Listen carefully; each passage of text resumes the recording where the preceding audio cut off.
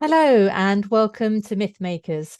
Mythmakers is the podcast for fantasy fans and fantasy creatives brought to you by the Oxford Centre for Fantasy. My name is Julia Golding. I'm the director of the centre, but I am also a writer.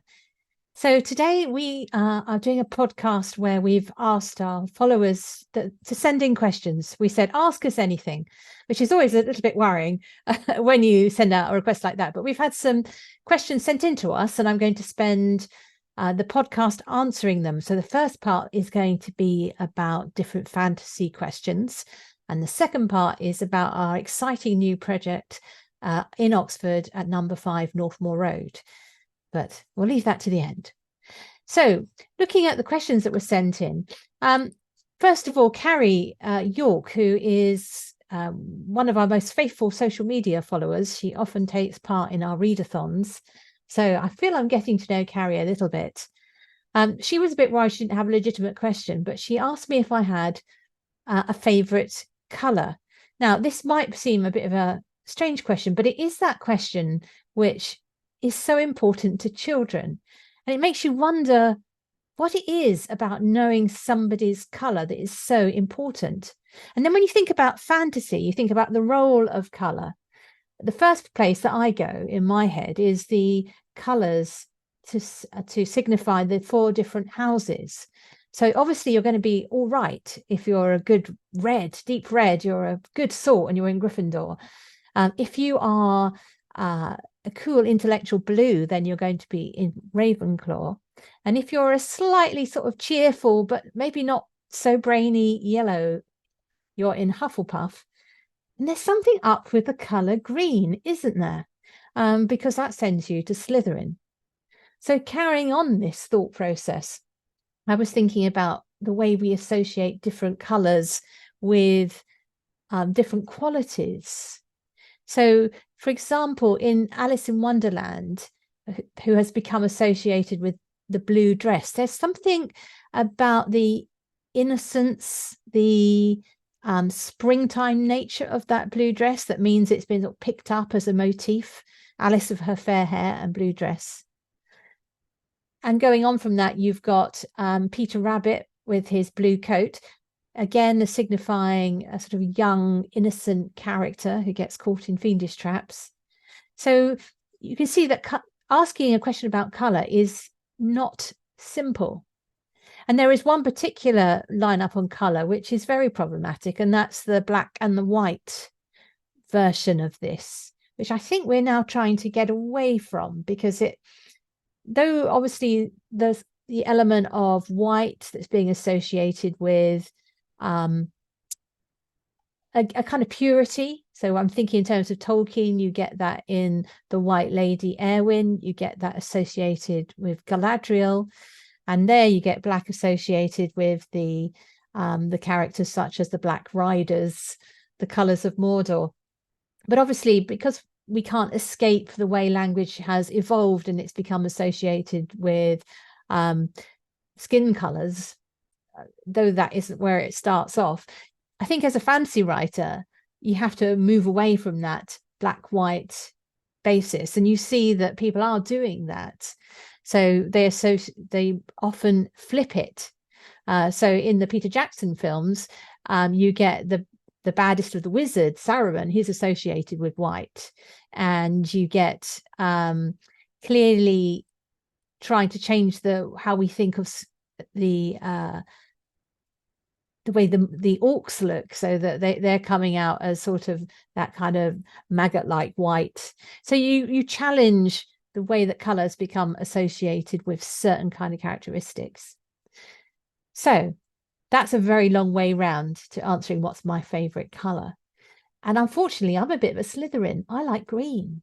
But for me, green isn't the kind of snake-like problematic Slytherin green. It's fresh and it's spring and it's all those different colors of the leaves. I just love green.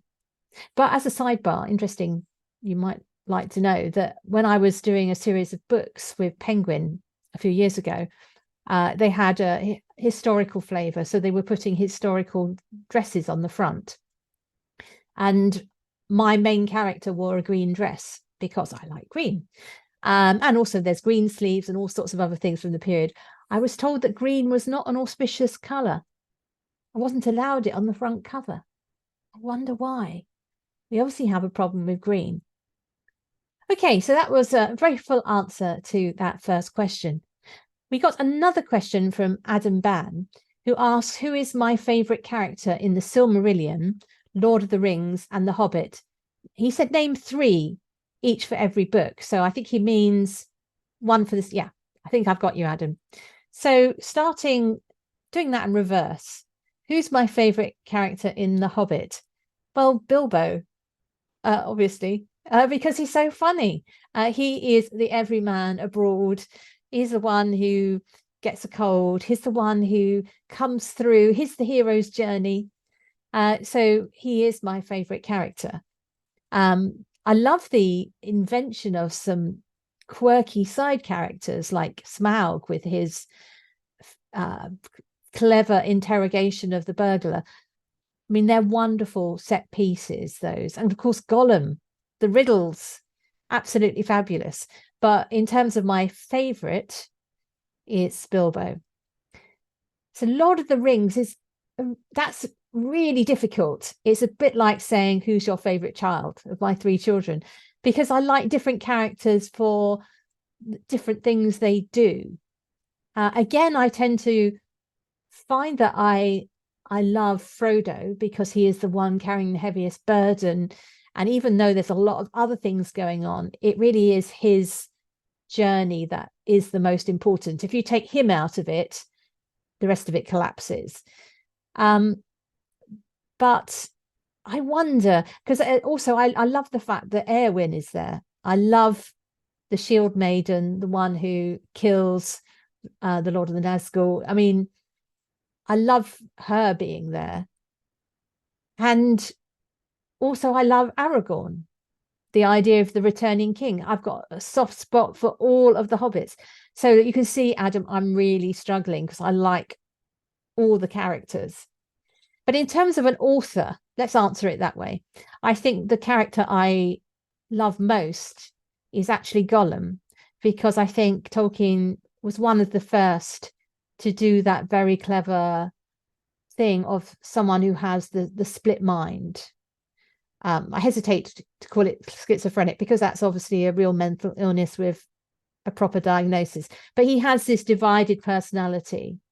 There is a very interesting 19th century novel called The Confessions of a Justified Sinner. I think it's by James Hogg. It has, in an adult Gothic novel way, has another interesting divided personality. And you've got the Jekyll and Hyde, of course.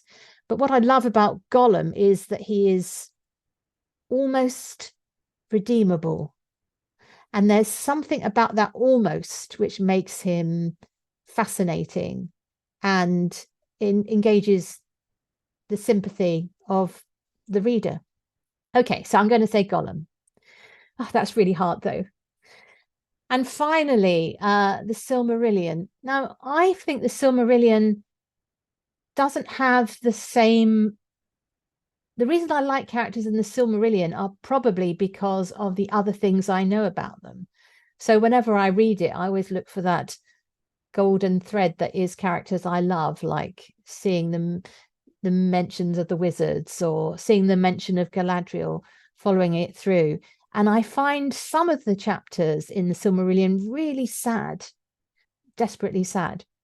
So I suppose the one that I like the most is the Beren and Luthien story because it does have an uptick at the end. So I will choose Beren. Or am I going to choose Luthien? I'm going to choose Luthien.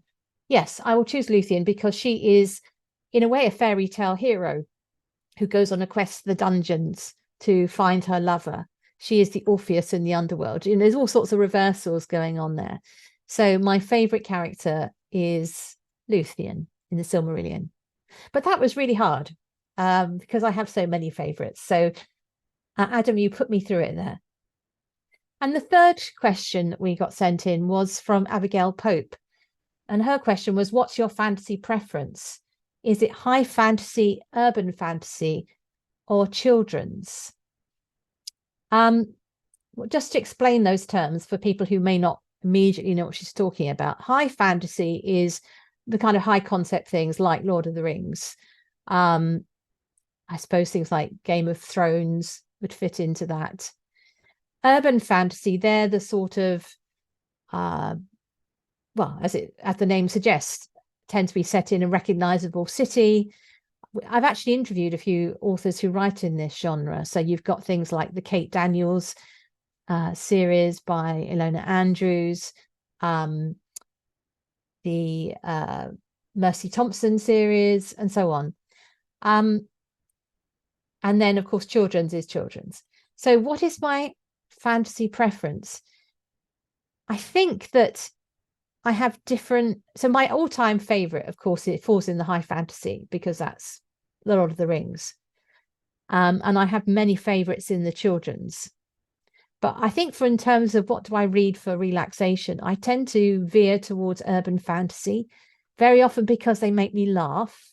And I like the sidelight that it puts on human relationships. Because what fantasy does, of course, is it kind of puts a frame around issues that you recognize and gives it a fantasy frame, but you can still see what's working out underneath. So your adversary might be a werewolf, but we know that you can still see the dynamics of that, how they relate to everyday tension in the workplace or whatever. So I think at the moment, my preference for relaxation reading is urban fantasy. And part of that is because every time I try a high fantasy book, I'm always hoping it's going to be as good as Lord of the Rings. And so far, it never has been.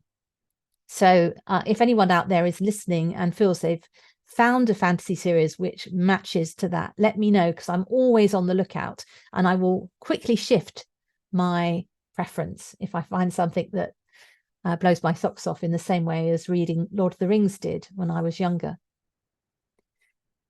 Okay, so that's the general questions, but we did have lots of questions about the initiative for the makeover at number 5 Northmoor Road. So just to give a bit of background to this came out of obviously our attempt to buy Tolkien's house, which we didn't manage. But as a local person, I already knew other people who lived in the street. It is one of the most expensive roads in the country. You know, it's just these very large houses. But I do have very good friends of the centre who live in the street.